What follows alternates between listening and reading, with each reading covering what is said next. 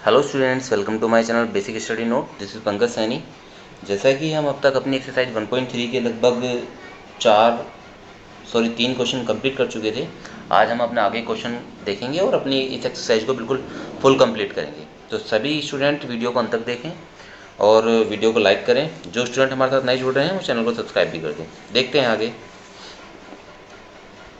देखिए, question number 3 जो था हमारा, यहाँ तक हमारा काम कंप्लीट हो चुका था। अब चलते हैं आगे। उसने कहा है क्वेश्चन नंबर 4 में 0.9999 अप टू को P बटे Q के रूप में व्यक्त कीजिए। मतलब हमें इसे P बटे Q के रूप में व्यक्त करना है, जैसा कि हमने ऊपर कहा था, लेकिन हम इसे दोबारा से रिवाइज करेंगे अभी। ठीक है, क्या आप अपने उत्तर से आश्चर्यचकित हैं? अपने अध्यापक और कक्षा के सहयोगियों के साथ उत्तर की सार्थकता पर चर्चा कीजिए। अगर इसका उत्तर ऐसे नहीं होता है तो आप ये सोचेंगे कि हाँ भाई, ऐसा आया नहीं आया। तो इस तरह की सारी चीज़ें जो आप परेशानी है वो सब हम आपको बता ही देते हैं। ठीक है, तो लैंग्वेज में उसने यही कहा है कि अगर आप परेशान होते हैं तो अपने टीचर से पूछे, या उत्तर ऐसा क्यों है उसके लिए क्यों पूछे। तो ये सारी चीज़ हम आपको बता रहे हैं। तो बस हमारा क्वेश्चन का मतलब मेन ये है कि P बटे Q के रूप में व्यक्त कीजिए। तो इन्हें हम व्यक्त करके दिखाते हैं। चलिए स्टूडेंट, तो क्वेश्चन नंबर 4 का सोल्यूशन हमारा क्या है? क्वेश्चन नंबर 4 का सॉल्यूशन, तो सबसे पहले हम क्या करेंगे, जो भी इस तरह की हमें संख्या दी जाती है हम उसे क्या लिख लेते हैं। भाई हमें ये दिया गया था 0.9999 अप टू ये, इसे हम क्या लिख सकते हैं 0.9 बार लिख सकते हैं। तो इस संख्या को हम, ये तो केवल लिखने का तरीका बताया और कुछ नहीं है। अब हम क्या करेंगे, संख्या को क्या मान लेंगे, x मान लेंगे। माना x बराबर, जैसे हम कल कर रहे थे 0.9999। अगर ये हमें ऐसे मिलता तो आप इसे पहले की तरह जो पिछले क्वेश्चन में कराया था इसे इस तरीके से करके दिखा देते, क्योंकि पहले हमें ऐसा मिलता था फिर हम ऐसे चेंज करते थे। अब हमें डायरेक्ट ऐसा मिल रहा है तो हम चेंज क्यों करें, ऐसा कैसे रहने देंगे। देखिए अब स्टूडेंट, अब सबसे पहली बात हम बताते हैं कि आपको जितनी संख्या के ऊपर बार होता है उतनी जीरो से मल्टीप्लाई करनी पड़ती है। तो एक संख्या के ऊपर बार है मतलब एक जीरो का मतलब कितना हो गया 10, 2 जीरो का मतलब 100, 3 जीरो का मतलब 1000। तो उस चीज़ का भी आप, जो मैं बातें बोलता हूँ बीच बीच में, तो उन चीज़ों को समझा करें कि उन चीज़ों का मतलब है क्या। ठीक है नहीं, तो 9 बार आपको जो है मतलब एक जीरो, तो 10 से हम क्या करेंगे, दोनों तरफ मल्टीप्लाई करेंगे। इधर मैंने 10 से मल्टीप्लाई करी, जैसे ही मैं इधर 10 से मल्टीप्लाई करूँगा स्टूडेंट, तो एक जीरो है तो मतलब पॉइंट एक अंक ही आगे बढ़ेगा, तो पॉइंट यहाँ था यहाँ आ जाएगा। तो जैसे ही यहाँ आया तो 9 इधर पहुँच जाएगा, और आगे क्या हो जाएगा 9 9 9 9 9, इस तरीके से। क्योंकि डेड ऐसे चाहे कितनी 9 और बढ़ा लें, हम 20 9 लगा लें से कोई फर्क थोड़ी पड़ता है। अब देखिए स्टूडेंट, ये मैंने एक मान ली, ये कितनी मान ली 2। अब मैं क्या करूँगा, 2 में से एक घटा दूंगा, मतलब समीकरण 2 में से समीकरण 1 हम घटा देंगे। तो 10x माइनस एक्स, तो 10x माइनस एक्स तो ऐसे ही रहा। जब इसमें से इसे घटाएंगे तो क्या होगा स्टूडेंट, देखिए आगे का सारा कैंसिल हो जाएगा, क्योंकि घटेगा ना ये। भाई अगर मैं तुमसे कहने लगा 16 रुपये 50 पैसे में से आपने 50 पैसे घटा दिए तो 16 रुपये तो बचेंगे। इसी तरीके से ये हमारे पैसे हैं, तो पैसे हमारे बराबर हैं। जब हम रुपयों में घटाएंगे तो रुपये तो आपके वही बचे, लेकिन पैसे तो सब खत्म हो गए। तो 9 माइनस जीरो कितना हो जाएगा, 9 आ जाएगा आपका। 10x में से 1x गया, कितने बच जाएंगे आपके 9x, और x बराबर कितना जाएगा आपका 9। ठीक है, तो x बराबर कितना आ गया आपका स्टूडेंट, 1 आ गया। क्या आ गया है, 1। ठीक है, तो समझने वाली बात इसमें ये थी कि ये चीज आपकी 1 के बराबर आई क्यों। देखिए 9x बराबर 9 है, x बराबर बनाया, तो ये 1 के बराबर है क्यों, ऐसा क्यों हुआ। क्योंकि अगर बटे में आती, बटे में भाग देने पर तो ये कभी नहीं आएगा, हम इस चीज को 1 के बराबर क्यों कहेंगे। तो देखिए स्टूडेंट, हम क्यों कहते हैं 0.9999, इस चीज को हम 1 क्यों कह सकते हैं, आप ही समझिए। देखिए अगर आपका दाईं वाला स्थान, देखिए यहाँ से पीछे से हम देखें नहीं, दाईं नहीं कह सकते हम, पॉइंट के बाद एक अंक है, दूसरे अंक वाला स्थान अगर 5 से ज़्यादा होता है, 5 से ज़्यादा होता है, तो हमारे लिए वो एक इधर होकर इधर काउंट हो जाता है।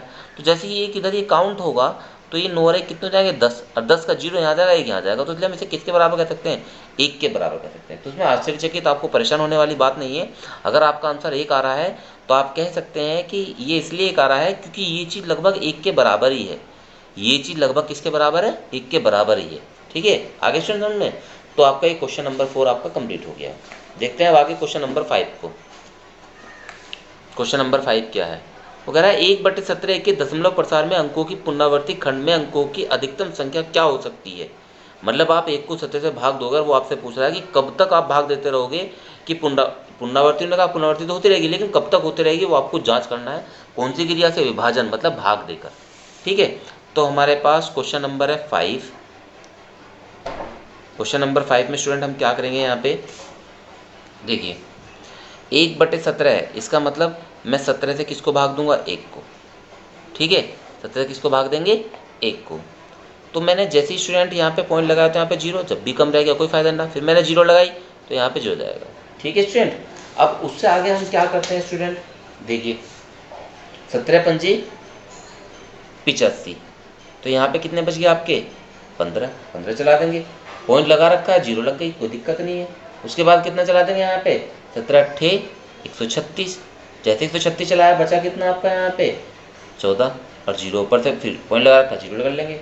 उसके बाद कितने चला देंगे, फिर से 17 अट्ठे 136, फिर कितना बच जाएगा आपका यहाँ पे 4 बच जाएगा, पॉइंट लगा हुआ 0 चला देंगे, 17 दूनी 34, तो यहाँ पे कितना कर देंगे 34। सभी स्टूडेंट नोट भी करते रहें ध्यान से, क्योंकि अगर आप नोट करते रहेंगे तो आपको यहाँ पे कोई दिक्कत नहीं होनी, ठीक है। फिर से मैंने यहाँ पे घटा दिया, घटाने के बाद कितना आ गया, ये इतना आ गया, पॉइंट लगा हुआ 0 लगा देंगे, फिर 17 से 51 चला देंगे, 17 से 51 चला, आपके कितने बच गए यहाँ पे 9 बच गए, पॉइंट लगा हुआ 0 लगा देंगे, ठीक है स्टूडेंट। 17 पंजे 85 चला देंगे, फिर कितना बच गया यहाँ पे 5 बच गए, पॉइंट लगा हुआ 0 लगा देंगे, 17 दूनी 34, फिर कितना बच जाएगा यहाँ पे 16, पॉइंट लगा हुआ 0 चला देंगे, ठीक है नहीं। फिर और चला देंगे यहाँ पे 17 अट्ठे 136, लेकिन 17 निम्मा 153, 17 निम्मा कितना चला दिया हमने 153 चला दिया स्टूडेंट। देखिए यहाँ पे 17 निम्मा कितना चला दिया हमने 153, बचा कितना आपका यहाँ पे 7, पॉइंट लगा हुआ 0 चला देंगे, 17 दूनी 34, 34 तो गड़बड़ हो जाएगी, 17 से 51, 17 चौका 68 चला देते हैं यहाँ पे, 17 चौका 68, तो बचा कितना स्टूडेंट आपका यहाँ पे 2। तो इस तरीके से स्टूडेंट जो मैं यहाँ पे भाग दे रहा हूँ आपको, यहाँ मैं भाग दे के ये चीज़ आ रही है मेरी, तो इसे मैं कब तक करता रहूँगा वो उसने पूछा है, क्योंकि भाग देना तो हम आपको सिखा रहे, हम आपको बता रहे पुनरावृत्ति कब तक होगी। तो मैं आपको बता दूँ कि जब आप 1 को 17 से भाग देते हो तो पुनरावृत्ति, देखिए यहाँ पे पुनरावृत्ति 1 अंक की थी, हमें पता हर बार 9 आना, लेकिन कभी कभी ऐसा होता है कि पुनरावृत्ति हम सोचते हैं यहाँ पे पुनरावृत्ति नहीं होने की, क्यों नहीं, क्योंकि अभी तक कोई पुनरावृत्ति हुई नहीं। लेकिन कभी कभी ऐसा होता है 1/17 वाले केस में ऐसा केस आपको मिला है कि अगर आप इसे आगे तक भाग देते रहोगे, मतलब आपने 2 4 8 और अंक तक भाग दिया, तो फिर उसके बाद ये रिपीट होना चालू होता है, सारा का सारा ऐसे रिपीट होता है। तो मैं आपको डायरेक्ट बताता हूँ किस जगह पर रिपीट होता है, 0.05882335294117647। तो स्टूडेंट देखिए यहाँ पे कितनी बड़ी बात है कि हमारा कब हुआ यहाँ पे, जब आप इतना डिवाइड कर लोगे, मतलब अभी 4 के बाद हमारा कितना बच गया 1 1 7 6 4 7, आप इसे इतना ही भाग और दोगे तो तब जाके कहीं ये रिपीट होना चालू होगा, ठीक है नहीं। तो ये कब आया, देखो 1 को आपने 17 से भाग दिया, जब आप इतना रिपोर्ट दोगे तो इसके बाद मतलब क्या होगा, इसके बाद फिर से ऐसे ही सेम चालू हो जाएगा, मतलब यहाँ पे 0 5 6 7 इस तरीके से। अब आप सोच रहे होंगे स्टूडेंट कि ऐसे तो हमें भाग देने पे कभी पता चलने ही नहीं कि ये शांत है अशांत है, क्योंकि भाग देना जब इतना लंबा हो सकता है तो भाग और भाई कैसे पता चलेगा। तो भाग के अलावा भी एक रूल है जिसमें आप डायरेक्ट देख के बता सकते हो कि वो शांत है या अशांत है, उन चीज़ों को भी हम आपको बताएंगे, ठीक है नहीं। सबसे पहले हम अपना ये क्वेश्चन कंप्लीट कर लेते हैं कि इस क्वेश्चन का आंसर कितना आएगा ये, ठीक है। क्वेश्चन में पूछा क्या गया था एक बार और देख लेते हैं, क्योंकि तभी आपको समझ में आएगा। क्वेश्चन में उसने पूछा था कि 1/17 के दशमलव प्रसार के अंकों की पुनरावृत्ति खंड में अंकों की अधिकतम संख्या क्या हो सकती है, अपने उत्तर की जांच करने के लिए विभाजन क्रिया दीजिए, ठीक है नहीं। तो कितनी हो सकती है, अधिकतम कितनी है, एक बार काउंट कर लेते हैं अधिकतम कितनी है, 1 2 3 4 5 6 7 8 9 10 11 12 13 14 15 16। तो अधिकतम संख्या कितनी हो सकती है, 16 हो सकती है स्टूडेंट। तो मैं यहाँ पर लिख देता हूँ, यहाँ पर लिख देता हूँ कि अधिकतम संख्या कितनी हो सकती है 16। तो इसका उत्तर कितना आ गया, 16 आ गया, अधिकतम संख्या 16, ये आपका क्या आ गया उत्तर। तो कभी कभी ऐसा होता है स्टूडेंट, ये केवल एक ही ऐसा केस है, ज़्यादा परेशान होने वाली बात नहीं है, सब जगह पे ऐसा नहीं होगा। आपको जो क्वेश्चन मिलेंगे छोटे मिलेंगे, ये केवल इसलिए बताया जाता है, ऐसे क्वेश्चन बीच में इसलिए आते हैं जिससे आप घबराओ नहीं और आप अच्छे से काम को करते रहें, ठीक है। आप देखते हैं अपने अगले क्वेश्चन की ओर स्टूडेंट। अगला क्वेश्चन हमारा क्या है, तो ये हमारा क्वेश्चन नंबर 6 है वगैरह, P/Q Q is not equal to 0, मतलब ऐसी कोई संख्या लेनी है जहाँ पे आपका भिन्न जो है वो 0 ना हो, हर जो भिन्न का जो हर है वो 0 ना हो, के रूप को परिमेय संख्या के रूप में अनेक उदाहरण दीजिए। तो इसका हमें एक तो उदाहरण देने हैं जहाँ P और Q पूर्णांक हैं जिनका 1 के अतिरिक्त अन्य कोई उभयनिष्ठ गुणनखंड नहीं है। 1 के अतिरिक्त जैसे मैंने 1/2 ले लिया तो इन दोनों में 1 के अलावा कोई और गुणनखंड है नहीं है, 1/5 ले लिया, ठीक है, ये 3/5 ले लेकर उन्हें कोई और काट रहा है, कोई भी नहीं काट रहा, तो उनका विनिर्देश गुणनखंड 1 है। इसका कहने का मतलब यहाँ पे ये था। और जिसका शांत दशमलव निरूपण है, और ये भी देखना कि इसका शांत दशमलव निरूपण है, तो अब हमारे पास ये वाली बात आई गई, ठीक है ना, कि शांत कैसे पता चलेगा। क्या आप यह अनुमान लगा सकते हैं कि क्यू को कौन सा गुण अवश्य होना चाहिए, तो ऐसी जगह पे कौन सा गुण होना चाहिए कि हम पता कैसे लिखें। तो देखिए आज हम बता देते हैं आपको कि ये गुण कौन सा था, ठीक है नी। तो चलते हैं अपने क्वेश्चन के इस वाले पार्ट की ओर। देखिए यहाँ पे आया हमारा ये क्वेश्चन नंबर 7, सबको साफ साफ दिखाई दे रहा होगा, 6। तो 6 क्वेश्चन में उसने कहा क्या है, सबसे पहले उसने कोई कहा कोई ऐसी संख्या बताइए जहाँ पे आपका क्या हो, ये शांति भी हो जाए और भिन्न में बदल जाए और वहाँ पे हर आपका 0 भी ना हो। तो सबसे पहले शांत भिन्न की एक खास बात होती है, शांत दशमलव कब होता है, जब आपका भाग देने पर आपका शेषफल क्या आ जाए, 0। पहले मैंने आपको ये बताई थी कि भाग देने पर शेषफल 0 हो जाए तब आपका क्या होता है स्टूडेंट, शांत दशमलव होता है। लेकिन एक केस में और शांत दशमलव होता है, कब होता है, अगर भिन्न को देखकर आपको पता लगाना हो। जैसे उसने कहा किस जगह पे, जैसे उसने कहा 1/2, तो यहाँ पे कब होगा, तो जो आपका कोई भी भिन्न मिला आपकी, मैं आपको अभी तो ये लिया है, लेकिन आपको कोई भी भिन्न मिलती है, कोई भी भिन्न अगर आपको मिले, ठीक है नहीं, कोई भी भिन्न हो, अगर उसके हर में क्या होना चाहिए, देखो अगर आपको कोई भी भिन्न मिलती है और आपको देख के पता लगाना हो कि वो शांत है या क्या है, आपका अनवसानी आवर्ती है, तो आपको कैसे पता चलेगा, ऐसे पता चलेगा कि उसका हर जो है या तो 2 होना चाहिए या 5 होना चाहिए, हर में उसके कहीं ना कहीं जो हर में 2 या 5 गुणनखंड, हर में गुणनखंड 2 या 5 होने चाहिए,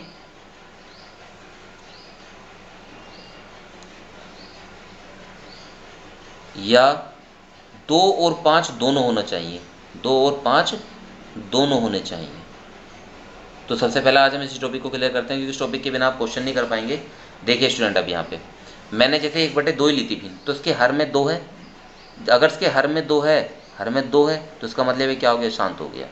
क्या हो गया, अगर मैं 3/5 लूँगा तो तब भी आप समझ जाना हर में 5 है, तो तब भी है। मैंने क्या लिया 7/10, तो 7/10 को हम कैसे लिख सकते हैं, 2 गुणा 5, मतलब 10 को क्या लिख सकते हैं, 2 गुणा 5 लिख सकते हैं। तो इसके हर में 2 भी है और 5 भी है, तो तब भी है। तो इसका मतलब कब कब होगा, अगर उसके हर में कहीं भी 2 हो तो समझ जाओ कि वो शांत है, ये कहीं भी 5 हो तो समझ जाओगे आपका क्या है, शांत है, या 2 और 5 दोनों हो तो समझ जाओगे शांत है। तो ये 3 आपको कंडीशन याद रखनी है कि अगर किसी भिन्न के हर में 2 होता है गुणनखंड में तो तब भी वो शांत है, 5 होता है तब भी शांत है, 2 और 5 दोनों हो तब भी शांत है। अब देखते हैं कैसे। तो ये तो हमने आपको यहाँ पे रूल बताया है, तो एग्जाम्पल आप अपना आप बना सकते हो, आप कुछ भी एग्जाम्पल बना सकते हो। आप जैसे मैंने आपका एग्जाम्पल बना दिया, क्वेश्चन में उसने कहा था कि आपको ऐसे एग्जाम्पल देने हैं, तो ये तो आपको बात लिखनी थी कि आप कैसे पता लगाओ कि वो शांत है नहीं है। तो आप इस तरह से पता लगा सकते हो कि उसके हर में 2 होने चाहिए, 5 होने चाहिए, या 2 और 5 दोनों होने चाहिए, यही इसका रूल है, ठीक है। तो यहाँ पे हम बता देते हैं, अभी आपको उदाहरण देते हैं। उदाहरण ऐसे क्या क्या है, सबसे पहले हम खुद देख सकते हैं। जैसे मैंने लिखा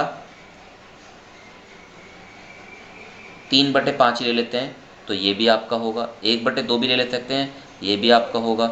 मैं 7/8 ले लूँ तो ये भी होगा। क्यों, क्योंकि मैं 8 को कैसे लिख सकता हूँ स्टूडेंट, 8 को लिख सकता हूँ 2 गुणा 2 गुणा 2, तो उसका कोई गुणनखंड 2 तो है, जब 2 है तो इसका मतलब ये क्या होगा, ये होगा। आगे दिन में मैं क्या लिख सकता हूँ, यहाँ पे 25 दे सकता हूँ, मैंने 9/25 लिख लिया।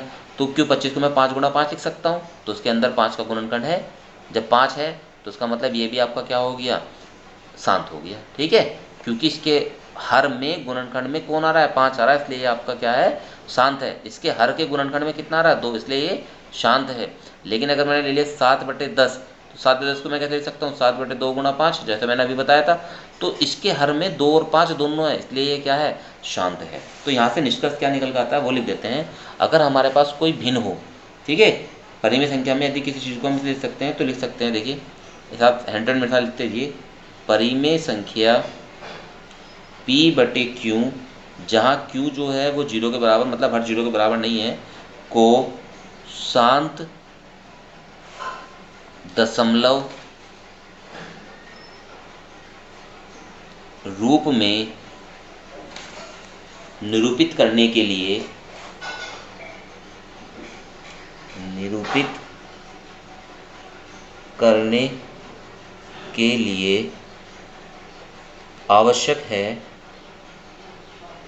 आवश्यक है कि प्रत्येक क्यों मतलब बच्चों हर, ले देता हूँ, प्रत्येक हर ऐसा लिया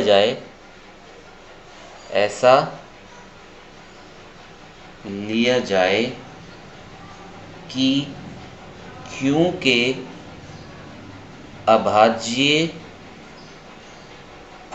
गुणनखंड में केवल 2 हो या 5 हो या 2 व 5 दोनों हो। तो यही चीज़ मैंने आपको जो बताई थी ना करके, ये मैंने आपको लिखवा भी थी लिखित में, जिससे आपको पता चल रहा है। तो स्टूडेंट आपका ये क्वेश्चन नंबर 6 पूरा हो गया। और एक चीज़ और है, ये आपकी कंपटीशन के लिए, आप कहीं भी जाओगे इंटरव्यू के लिए ऐसे क्वेश्चन पूछ ले जाते हैं, ठीक है नहीं, तो आप इन चीज़ों का ध्यान रखें, छोटी छोटी चीज़ें काम आती हैं वहाँ पे। जैसे अगर आपको लग रहा है कहीं पे क्या यूज होगा इनका, तो इनका यूज होता है, ऐसी बात नहीं है। आप देखते हैं स्टूडेंट आगे, देखिए आगे क्वेश्चन नंबर 7 है, हमारे से खत्म होने की हो रही है। उसने कहा ऐसी 3 संख्या लिखिए जिनके दशमलव प्रसार अनावर्ती हो, मतलब अनवसानी अनावर्ती। अभी तक आपने अनवसानी आवर्ती पढ़ा था, लेकिन अब क्या है, अनवसानी अनावर्ती। तो सबसे पहले तो हमें यही समझना होगा क्वेश्चन नंबर 7 में कि अनवसानी आवर्ती होता क्या है, ठीक है। तो प्रश्न नंबर 7 है हमारा सॉल्यूशन। सबसे पहले इससे पहले पढ़ देते हैं कि अनवसानी आवर्ती क्या होता है। अनवसानी आवर्ती क्या होता है, इसका मतलब ये है स्टूडेंट कि अगर आपको कोई संख्या, अनवसानी आवर्ती की जितनी भी संख्या होंगी, सबसे पहले आप समझ लीजिए कि वो परिमेय संख्या जरूर होंगी, ठीक है। और अनवसानी आवर्ती की संख्या होती कौन कौन सी है, जैसे आपने दिया था 0.9999, ये रिपीट हो रही है। क्या हो रही है, रिपीट। आवर्ती का मतलब होता है बार बार आना, तो जो बार बार आए वो आपकी क्या होती है, आवर्ती होती है, इसलिए इसे अनवसानी आवर्ती। तो ऐसी संख्या कौन कौन हो सकते हैं, 0.3 बार हो सकती है, 0.71 बार हो सकती है, तो ये होती है अनवसानी आवर्ती। लेकिन एक नया शब्द हमारे सामने निकल कर आया, अनवसानी अनावर्ती। तो इस तरह की संख्याएं अगर आपको मिलती हैं तो इसका मतलब होता है कि ये अपरिमेय संख्याएं हैं। कौन सी संख्याएं हैं, अपरिमेय संख्या। और इस तरह की अगर आपको मिलती हैं तो आप देखते समझ जाना, ठीक है, ये क्या हो जाएगी आपकी परिमेय संख्या।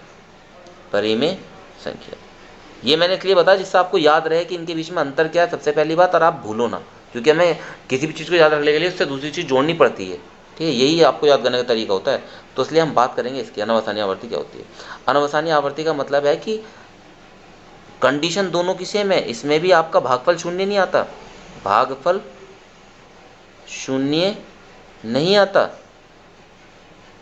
ठीक है। और इसकी भी कंडीशन यही है कि भागफल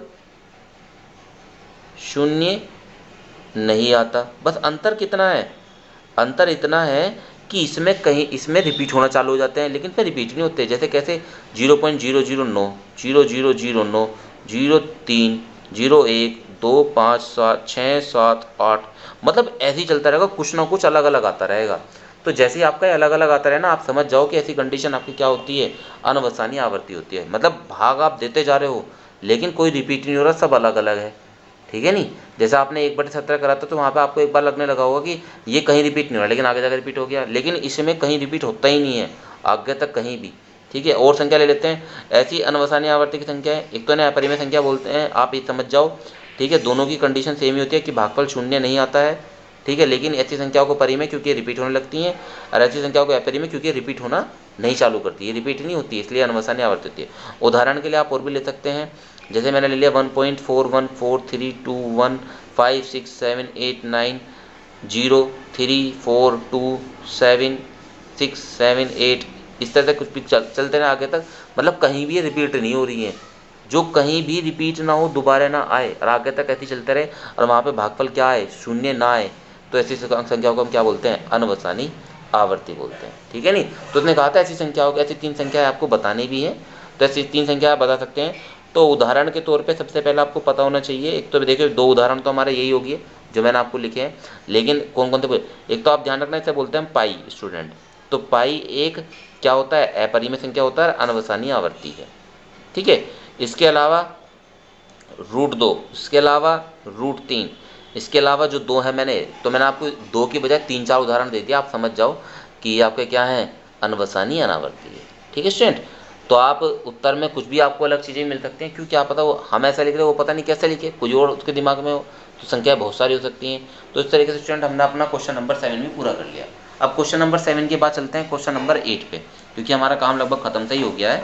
इसमें टॉपिक समझने वाले ज़्यादा थे, ठीक है। ये चैप्टर आपका थोड़ा इसी प्रकार का है क्योंकि इसमें समझने का काम ज़्यादा है।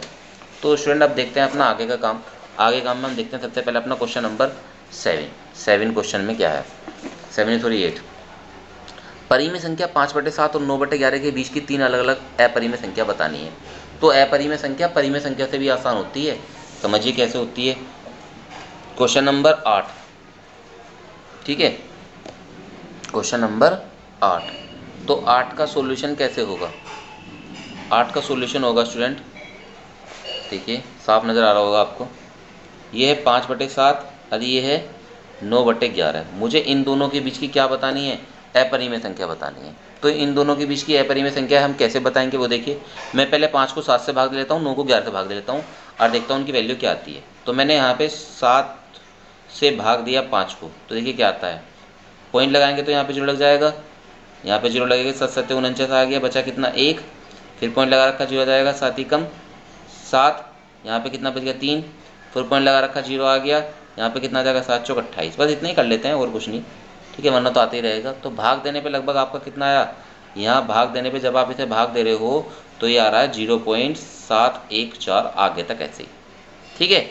ऐसे ही आप क्या करोगे, 9 को 11 से भाग दोगे, ठीक है। जब 9 को 11 से भाग दोगे तो कितना आ जाएगा, 9 को हमें भाग देना है 11 से, पॉइंट लगाया 0 आ गया, 11 8 88 आ गया, यहाँ पे जो लगा ली इससे पहले, यहाँ पे 2 बचा, ठीक, पॉइंट लगाया 0 11 एकम 11 आ गया, बच गया कितना 9, ठीक है, पॉइंट लगाया 0 आ गया, 11 8 88 आ गया, बचा कितना 2, पॉइंट लगाया 0 आ गया, 11 एकम 11, बचा कितना 9। तो इस तरीके से हमारा स्टूडेंट चलता रहेगा, ठीक है।